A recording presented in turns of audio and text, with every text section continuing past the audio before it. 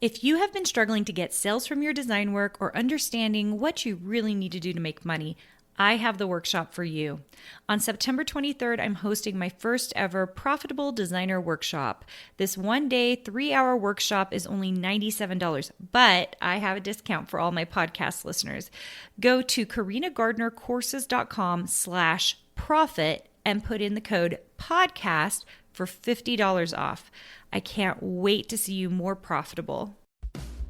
Welcome to the Make and Design Podcast. I'm your host, Carina Gardner. On this podcast, we're unraveling the everyday joys and dilemmas of design, making, and business.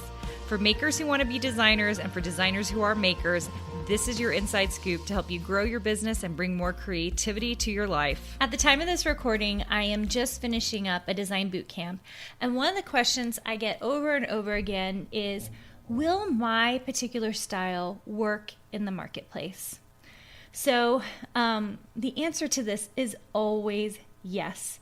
People feel like maybe the thing that they're into, that little crazy mix that you're into, isn't going to work in the marketplace. And that's just simply not true.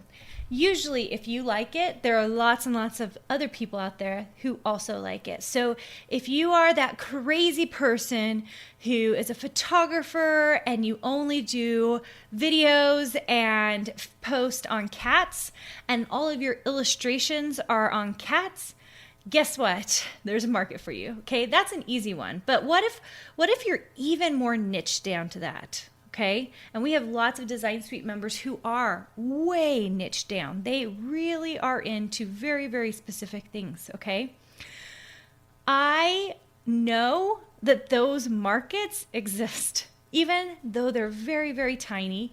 That you're going to find the right people who love your stuff. In fact, actually what happens is the more niched down you are, the better it is, because then you know your people, right?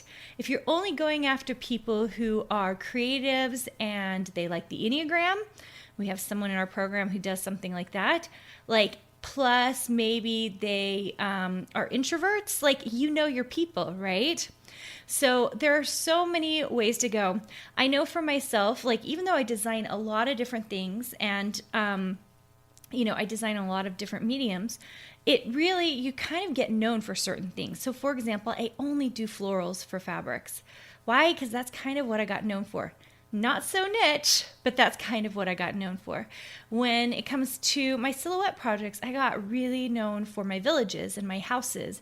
And so I make a ton of those because that's what people see me doing, right? Now, those aren't super niche down. And you might say, well, everybody likes those, Carina. Actually, not everybody likes those. But like if you have a very specific style, I guarantee there's a market out there. It's just a matter of putting it in the correct marketplaces.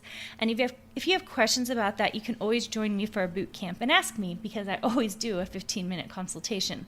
So I love this because the more I see people making and doing and creating, the more I see what the potential is out there.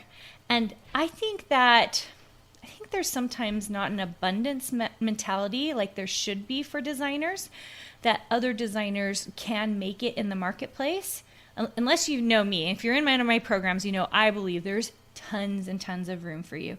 And I see it all the time. I'm seeing my designers get into shops, get contracts, and it's just an amazing thing because they know that there's enough room. There's lots and lots of room for you. You just have to find kind of your niche, right? Your niche in the marketplace. And then, of course, be strategic about it. And the strategy part's the hard thing because so many of us are great workers. I know I always think of myself as a hard worker, but it was only in the last few years that I figured out to be strategic and work hard is really the key. And so I'd be working hard, think I was making progress, and I wasn't. I wasn't making progress. So we have to be strategic. We have to be smart about how we position our designs and how many designs we have and what kind of game we're playing. Are we playing a short-term game or are we playing a long-term game? I always think for designers, we should be playing a long-term game. I think a lot of designers aren't doing that. I think they're playing that short-term game, and I think it's detrimental. So I really, really encourage you to first recognize that there's room for you.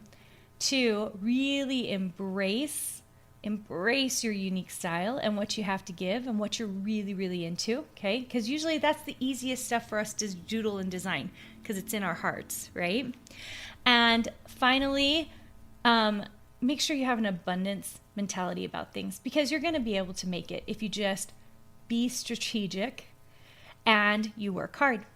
Okay, guys, thanks so much for joining me today. I know this is a little short episode, but I've just been really thinking about this, and I think there's some of you out here who need to hear this, that whatever style you're bringing to the table is important, good, and will allow you to make it, okay?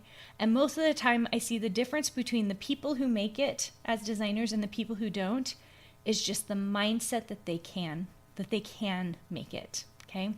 So if that's what you need to repeat to yourself and you need to start implementing so that you can make it.